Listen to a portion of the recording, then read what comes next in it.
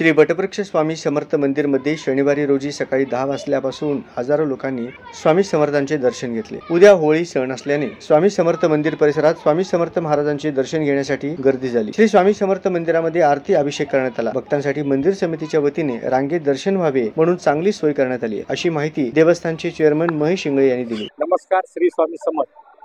आपल्याला सर्वांना माहितीच आहे की भारतीय संस्कृतीमध्ये होळी पौर्णिमेला फार असं अनन्यसाधारण महत्व आहे आणि श्री वटवृक्ष स्वामी समर्थ मंदिरामध्ये सुद्धा या होळी पौर्णिमेच्या निमित्तानं आणि शनिवार, रविवार व सोमवार अशा 3 दिवस सलग सुट्टी आल्यामुळं स्वामी भक्तांची मांदियाळी स्वामींच्या दर्शनासाठी या ठिकाणी होणारच आहे आणि होतच आहे।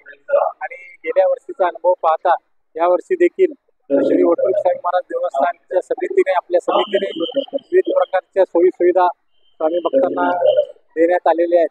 या प्रसंगी बाहेर स्वामी भक्तांना उन्हाचा त्रास होऊ नये यासाठी खाली थंडाई पेंट मारलेला आहे आणि दर्शन रांगेची सोय केलेली आहे। महिलांसाठी एक स्वतंत्र रांग केलेली आहे, पुरुषांसाठी एक स्वतंत्र रांग केलेली आहे आणि नित्यनेमाने जे होणारे आरती आहेत त्या आरतीनंतर सर्वांना रांगेतून दर्शन सोडण्याचा मंदिर समितीचा प्रयत्न राहील आणि गर्दीचं प्रमाण जर वाढतच राहिलं तर स्वामी भक्तांना टप्प्याटप्प्याने दर्शनास सोडून सर्व स्वामी भक्तांचं दर्शन कशा पद्धतीने सोयीचं होईल यासाठी मंदिर समिती नेहमीच प्रयत्नशील राहणार आहे।